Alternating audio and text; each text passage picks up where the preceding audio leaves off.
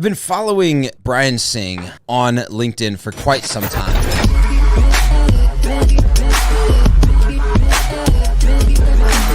This is Auto Collabs. And what I knew early on was his insights, specifically as a fixed ops director, were very, very poignant and had a big impact on our industry. And it was necessary to understand his perspective.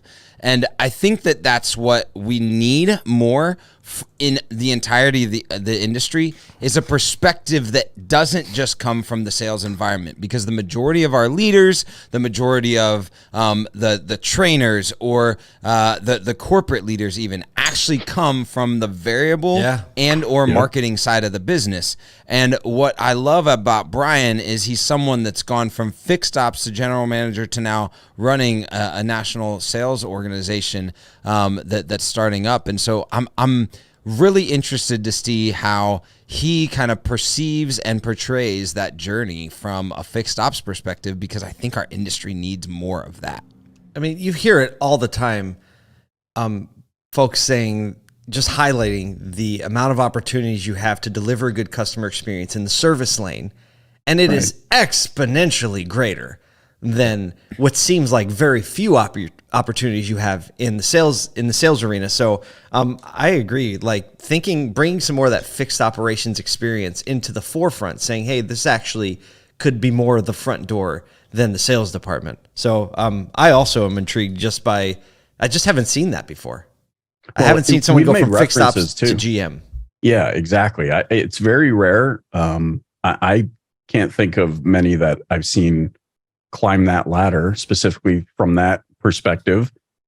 But, we've talked about it on past episodes, kind of this parallel to that TV show Undercover Boss, where it's like he has that, like you both have said, he has that unique perspective that so few will understand, especially those coming into it. Maybe they just buy a store and they tend to focus, right? The emphasis is always on variable. So to be able to bridge that gap, I think will be interesting to learn about in this episode with Brian Singh. So there's a joke in here somewhere, because there's a fixed ops guy that turned into a national retailer for an online business, and I don't know where the bar comes in, but it's somewhere between Brian and Singh, and that's his full name. Brian, welcome to the podcast today, man. Thank you, guys. Appreciate you having me. Yeah, definitely, man. Well, now I think technical title, president of evrdrive, which is a new and up and coming and about to be launched online retailer of vehicles. But you have quite the history on the retail side of the automotive industry, and I'd love to just kind of let you pull back the curtain on where it all started from, man. Yeah, no, appreciate it. Again, thanks for having me, guys. So started in retail, started off in fixed ops, started as a parts guy, worked my way up to service advisor, parts and service director, fixed ops director of a 5 rooftop dealership group in South Florida. Made my way to Texas and was fixed ops of a 3-store group, and then made it to general manager right from fixed operations. So never sold a car before.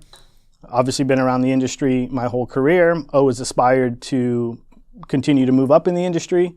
And so went straight to GM at a Mazda Kia store here in Houston, Texas. Did that for quite some time, and then made my way up to Champ Automotive Group up in Denver, Colorado. Some good friends up there. And there became a managing partner of a Nissan store. And then here I am now. All right. So I gotta track this, because that was like the fire hose of however many years you've been in the industry, which is how many? 16 years. 16 years. Okay. So you started in the parts department, kind of in the like as a parts employee, working the desk. So I actually started in shipping and receiving. So I was the guy that was checking the parts in and putting them on the shelves. Okay, so here's what this is what I love about the automotive industry is a lot of times when we look at general manager and the track to getting there, you wouldn't normally say, what you should probably start as is a shipping and receiving clerk in the parts department. That's not where people kind of like, that's not like everyone's like, that's going to be the next general manager of the store. He's going to run the national retailing chain for Foundation Automotive. Get him, right? So I think that your perspective for the industry is probably a really key one, because a lot of times when we see general manager, executive leadership, or even ownership, is it comes through the variable operations perspective on the industry. So I think I'd like to kind of like break that down a little bit and then pull that all the way forward at some point. But as you were heading, from that fixed ops, especially the transition from the fixed ops director to the general manager role, what did you see as you were communicating with a lot of other general managers in the industry, probably at that point in 20 groups or things like that? Where did you see the opportunity that maybe you had that others didn't have, or the perspective that you had to be able to dial in both sides of the dealership? Yeah, no, it was, obviously there's always the fear of the unknown and the excitement of it. So the first one was really bridging the gap between a lot of operators. So 97+% of GMs come from sales, never touched fixed ops. So it was really helping bridge the gap of this mystery. I love it that you have the stat. Yeah. It's got the data to back it up. Yeah, I think it was when I became a GM, so it's still a very, very small number now. But it's really bridging the gap between the guys that felt like fixed ops was the unknown and it's a mystery, and they can't get too close to it, but they just got to manage the guy that's doing it. And being able to bridge that gap for a lot of guys. I was part of a 20 group. Obviously, I reached out to a lot of GMs because I wanted to learn variable, right? And so I think getting over the hump for them, that fixed ops isn't this crazy mystery that you need to stay away from, that it's good processes and people. And then me learning the same as well, right? Trying to figure out this mystery of variable and what it takes to sell a car, and really simplifying it now, doing both at a high level, just boiling it down to something so simple of treating your people right, being a good leader to people, and always being a student of the business, and putting in good processes, and living proof today that doing those same things, but just different, treating a tech different than you treat an F&I director, right? They're obviously different guys, but they do have a skill set. They need to be given the tools. They need to be given the processes to follow, and the mystery can be unraveled. So that was probably the coolest thing for me when working with other GMs while I was learning from them. They also learned from me, as I came up. So I worked in restaurants for, from when I turned 15 all the way through college. And I was always struck by the difference in the operation of the overall restaurant when what in the restaurant business you call the front of the house and the back of the house. Front of the house being host staff, servers, people in the alley getting the food together to pass out, and then the back of the house, cooks, prep cooks, dishwashers, etc. And there was always, in most restaurants, there's this great divide between the two, both literally and metaphorically, right? There's this big kitchen alley that separates the front of the house and the back of the house, but also that tends to literally separate the ranks of people, and it's a very big us versus them mentality.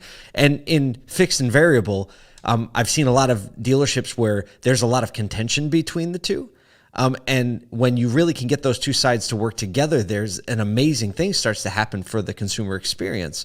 What would you say is the key to keeping both the front and the back of the dealership, both fixed and variable ops? What is the main kind of friction point, do you think, that if you can overcome that, you can have a really cohesive operation? Yeah.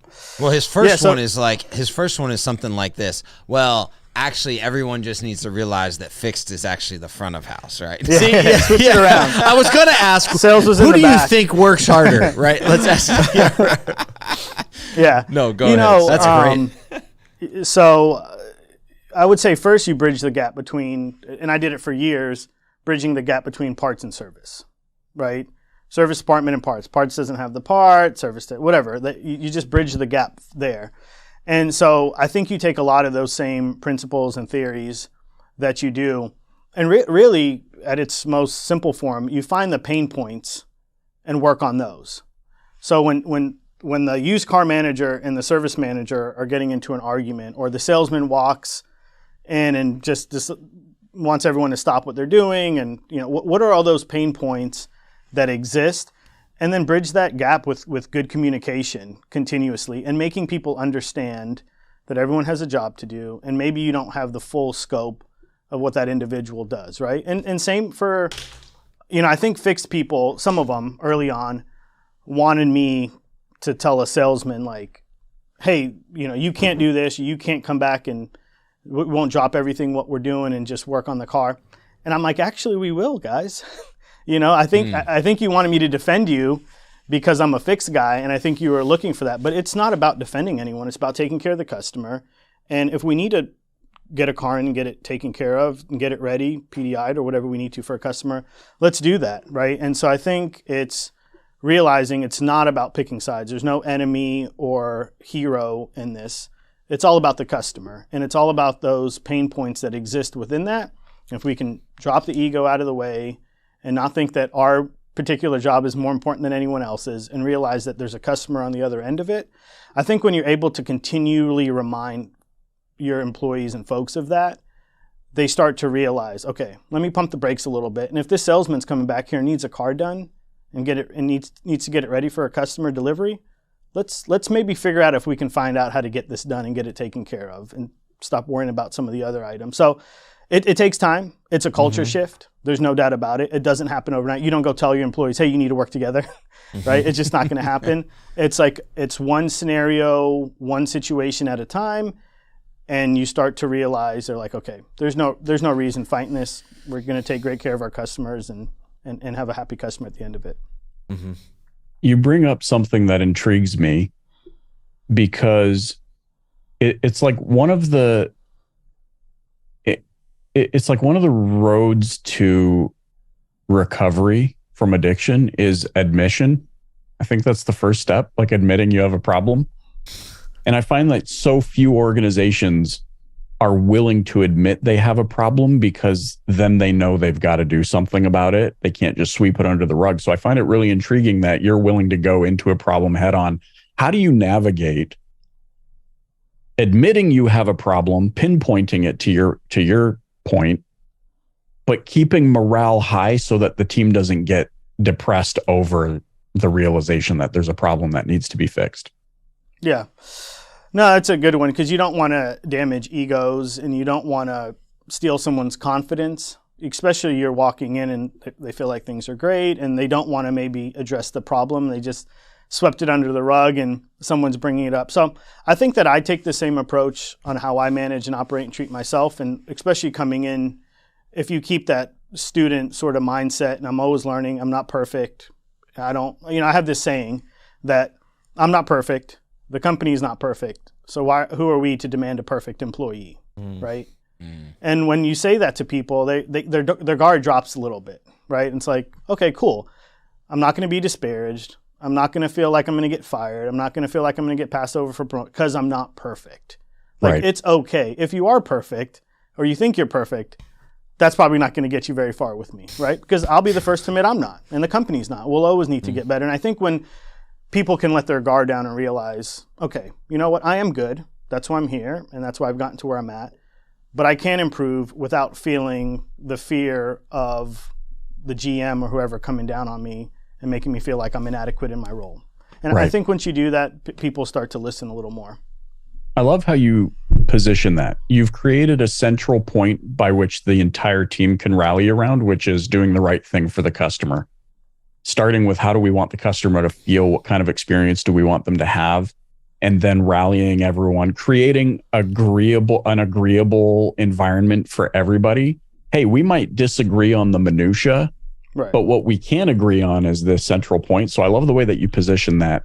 Also, I would submit that I'm sure technicians are like, you can pick a fight with us, but I'm the one holding a crescent wrench. Yeah. Yeah, just duck when that happens. What do you got, a plastic chair? I can't wait for your car to come in for an oil change, right? Yeah. You're going to like that one. You're loading up drill bits, just like tighten them in. I love it. That's fantastic. Hey, I do. I want to draw because now there's a really straight line. There's a lot. I love drawing these straight lines in like someone's story to what they're doing right now, especially as they start to explore like the next part of their career. And what you've been brought on with the foundation group to do is begin this journey of what's being called evrdrive, which is really a new perspective on retailing. And I'm guessing it has at its core a very customer focused energy. And so tell us a little bit about, because we're seeing a lot of these groups kind of create their, car shops and their driveways and their click lanes and, and then you got Carvana and CarMax. And so we all realize this other brand has the potential to be exploratory and create new inroads and create customer experiences. So what's EverDrive's take on that you're bringing your experience to? Yeah, so I would say definitely we're building this with the customer at the center, right? We're not doing it easy. We're not doing it to make it convenient for us, so much so that foundations decide to split this off completely, right? This is a whole separate entity. We'll have a few pieces that will continue to be connections, but from a consumer's perspective, it's completely separate. So we're not, the dealership is not the main source, and then this afterthought of e-commerce is there, which works for a lot of people. It works for, like to your example, a Lithia driveway. This model is just saying, we're building it. What do we need to do to build around the customer and provide this segment of the industry that continues to grow every single year in e-commerce?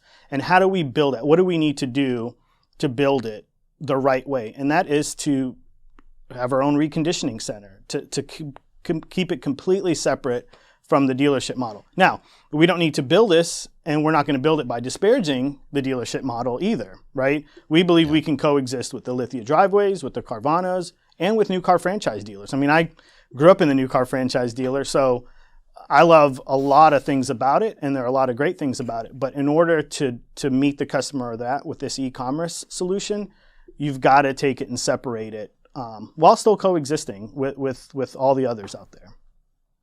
So what do you think will be, outside of the separation and the attention to e-commerce, what do you think, or maybe you've already done this work, what's going to be kind of the thing that sets it apart from a consumer or an employee perspective in the engagement in both of those mediums and how you approach consumers? So I think we're bridging a lot of the best of both worlds in the staffing that we're bringing on. So at the head of the table is a car guy, but my COO, she came from TrueCar. My chief marketing officer she spent her entire career on the OEM side of the business. And we're bringing a lot of things that maybe some dealerships don't do and don't focus on when you talk about employee engagement, employee satisfaction. We're going to build a leadership academy for our employees. There's nothing to do with selling cars, but we want to make sure that we can give them the tools to succeed as well. And then from the consumer's perspective, I think the culture that we create will be a big part of it. But outside of that, we're also doing customer experience centers where you can still engage with an associate of EverDrive. It's still an e-commerce platform. You still transact that way. So it's not like you start the process in one area and then have to start it all over again. So we feel like we're bridging the gap between no human interaction and e-commerce. Can you explain what a customer experience center looks like and feels like? Yep. So it's the inventory won't be there. We're finding every year the stats go down for test drives, right? What kind of location would it be in? We're going to be in high traffic areas, malls, shopping centers. So small footprint, but high traffic areas that people can get to very easy. Very boutique style type environment. So like from a square footage standpoint, give me a comparable of a store that people might be familiar with. We're not go ahead. Yeah, I was going to say 2,500 square feet ish. Wow. So not a lot. Pretty small, I don't know, in in the big mall here. There's I think it's a Casper mattress store. It's like one of the mattress brands, and it's just like it's just like a small retail spot, right? Yeah. Like there's not going to be a single car in there. Exactly. Right. Yep. No cars. And we're not everything to everyone, so test drive is not part of it. But again, people don't seem to care about test driving as much anymore. They do want the interaction. They do want to ask questions.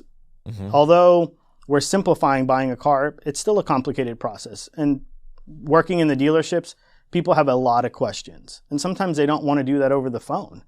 And we get numb to some of the questions people have because we're doing it every single day. We know the process like the back of our hands, but people want to communicate, they want to interact, and they want to ask questions to feel comfortable about making this purchase. So we want to lean into e-commerce because you should be able to buy a car on your phone from start to finish, outside of any state requirements that need an actual signature. Sure. You should be able to buy a car that way, but you don't want to get so extreme you alienate folks and not have the human interaction and that presence as well.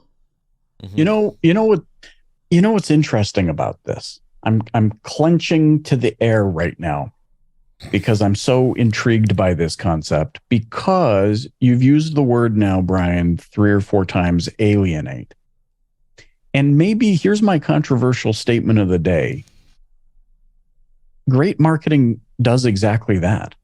It alienates a certain audience that it's not positioned for, and it attracts the right audience. You know what I mean? Like, I'm never going to buy the Skechers shoes that tone my buttocks because I'm not interested. Just not. I mean, like, Just not. Look, I could have told you that. but like, You obviously Skechers- don't need it, Michael. I don't. I mean, come on. These I've glutes seen were you in made for jeans, walking. man. Recording has stopped. Stop. Okay, well that took a turn. But you know what I mean, though? Like the great marketing attracts the right audience and it repels the wrong audience. And I think for too long in our industry, the narrative has been you're either pro dealer or you're anti dealer. Well, no, not necessarily so black and white or cut and dry, lukewarm, whatever. You can actually be pro dealer, but recognize that there is a segment over here who perhaps just wants a different option. And so you enter the market catering to that option. And so, I wouldn't even position as it alienates, other than you've found a market segment who, you believe is wanting this type of an experience. And it goes back to, gosh, I feel like all of us have had conversations at some point alluding to this idea that we believe showrooms, the footprint might shrink, right? Service departments might grow, right? And we're starting to see that narrative a lot more. I don't know how you guys feel about that, but I'm certainly seeing it a lot more, that the footprint, the showroom is going to shrink, floor plans shrink, and there might be even one of each vehicle with like an iPad type kiosk thing where you can customize. To your point, what you've created is a visitor center, right? This experience center, it's a visitor center. Like, I'm going to a landmark that I want to learn more about. I'm coming in a low, nice smelling environment that I can learn more about what I'm interested in and get the information I need. So I think this is really interesting, and we're starting to round out that full circle. There you go. Well, and also, I'm just thinking about this. It's like, how many times is it like, well, I left my trade at home? It's like, if you're shopping, you're probably in the car, it's just there, right? And so if you have you have that piece too, so you can do the trade appraisal and see the vehicle in person. Like, there's just a lot of things that if you think about the way that people engage a shopping center or a mall or any of those like high traffic corner areas, I'm thinking like, how do we become the new Walgreens, right? As an industry where it's like, we're just on the corner, Right. all we need is a corner. And we're good. So Well, I remember when, you can have car dealers and strip clubs. They would lump them together. The city would say, we don't want them in there. And I think we're changing that, right? We're changing. Because they got confused about the terminology. Like, what headlights are we talking about here? Exactly. And it's like, we could be with any other retail shopping, as long as we give that customer the similar experience that they expect and deserve. I think we shouldn't have to be afraid to mix with any of those. Man, this is a really compelling, interesting conversation. Brian, thanks so much for joining us on the Auto Collabs podcast. Absolutely. Appreciate you guys having me. I think a lot about this idea in business. I think even guys like Grant Cardone talk about this, where it's like, you got to be agreeable. It's kind of like the first rule of business, be agreeable. And I know a lot of people have a problem with that because they're like, but what if I don't agree? And I'm like, I see. What if it makes me look weak or something? What if it makes me look weak? What if I don't agree with their position? Well, it's like, you don't actually have to agree with their position. You have to agree that they have a position. Right. And the minute that you can become agreeable on that level, like nobody can get you. You're like Doc Rivers. It's like, it's not Blake's fault. It's everybody's fault. It's like, we all did it. You can't get them.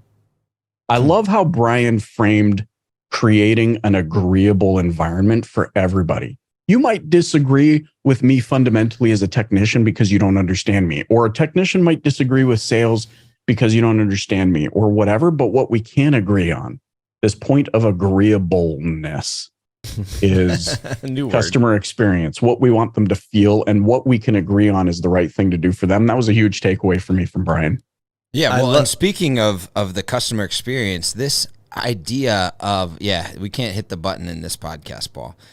But the idea of creating these centers that are oriented around the customer experience, and some would argue, hey, look, the showroom does that. It allows for test drives. It allows for sitting down, having that conversation. But I think going closer to the customer, getting closer to their regular everyday interaction, and creating an experience that is altogether different than the showroom experience will attract another type of buyer that, as an industry, we need to be ready to attract. It's like, I know people that have never ordered food off of DoorDash. Like, they will only go and grab the food themselves, or they'll only eat out, or things like that. And that's okay. Now, my wife and I, we DoorDash things like it's going out, like they're about to go out of business, right? And it's just, it's trying to figure out what avenue and what lane different customers are looking to interact with businesses with. And I love the approach that they're taking, is saying, hey, look, this is the part of the customer experience that we're trying to solve, and we know that there are others that will solve it in different ways, and that's okay. That's the whole principle of why all of these new entrants, whether it's a Carvana or a Vroom, or products like Driveway that have been born out of the franchise side of things, and now evrdrive trying a different way. That's the beauty of the whole thing, is that no one's going to get the whole thing right, and everyone's going to take learnings from everyone's attempt, and they're going to put them together and hopefully make the customer experience better and better as we move through it. So I love that there's someone else trying a different approach. I happen to think they're going to find a few things that no one else has found before, and it's going to make everybody execute better, especially as it pertains to the customer experience. And I think it's going to tie back to the view of franchise retail automotive in a positive way. So on behalf of Michael Cirillo, Kyle Mountsier, and myself, thanks for listening to Auto Collabs. We'll see you next time.